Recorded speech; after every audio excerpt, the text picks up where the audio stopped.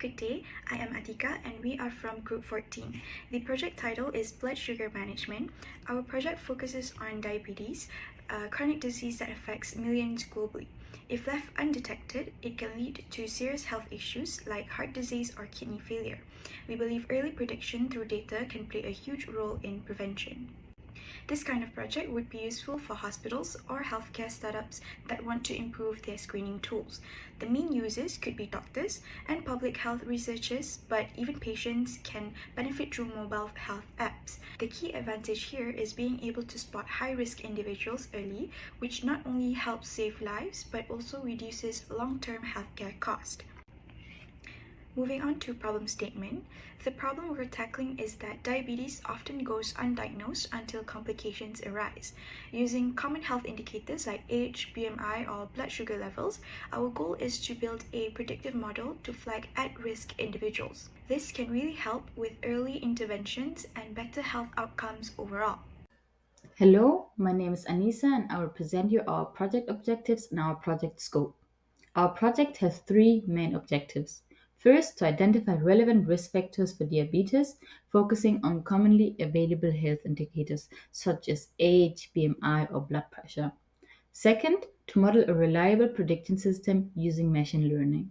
This model allows us to analyze patterns in patient data and highlight individuals with a high risk of diabetes.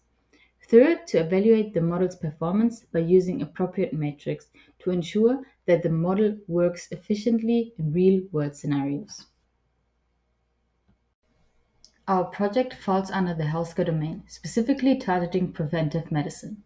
The scope includes developing a diabetes risk prediction model usable in hospital, clinics, and for mobile health apps.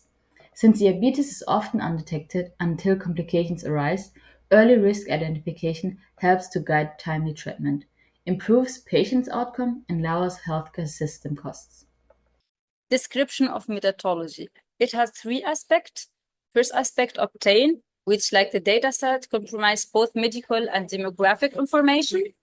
The scrub part, which is the process done to clean the data, and the explore part, which we do like the exploratory data analysis. The source of the data for this project is Kaggle, and this is the link for it. However, the specific origin of the data, such that healthcare institution, it's not known. This graph.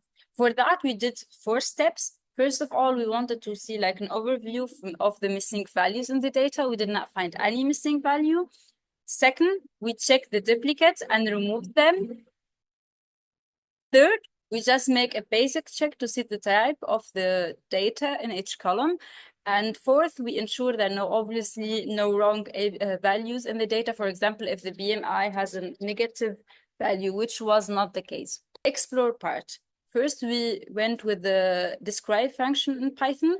We saw the count, mean, standard deviation, and max for each features. So we have an idea of which of the values we were working with. Afterward, we plotted all our feature distribution, and you can see in the age, most people are 80 or at least like over 70. And the most important part is the distribution of diabetic outcome. You can see in the data 91% are non-diabetes and only 8.8% are diabetes. And the next step, we need to balance the data. Also plotted the correlation heat map to look if there is correlation between the different features. As for the social impact of the model, firstly is the early detection and prevention. The model enables timely intervention such as lifestyle changes or preventive treatment. Secondly is improved decision making by facilitate doctors and patients with data insight and act as a supportive tool. Next one is optimize resources by prioritizing high-risk individuals and reduce unnecessary procedures for low-risk patients. And lastly, planning and research can help public health agency identify the risk and aid research prevention strategies. Now we'll take a look into the ethical consideration. Firstly is the data privacy.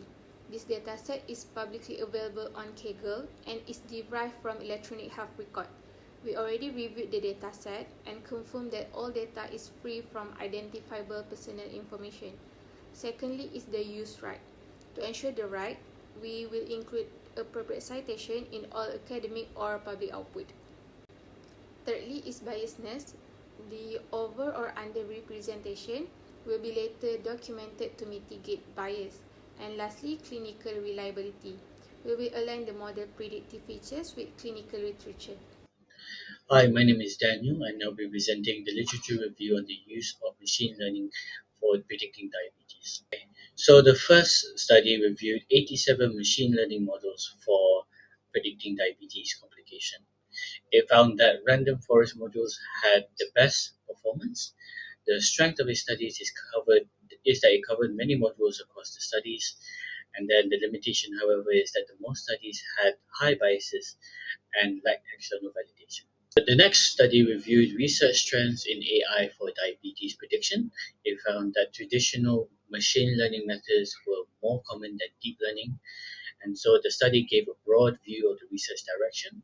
However, the research had limited detail in methods and excluded non-English papers. And so the final paper is that they compared 8 machine learning algorithms using a data set and found that decision trees and random forest performed the best. The research did a direct comparison of models. However, the research had imbalanced data and lack of external validation.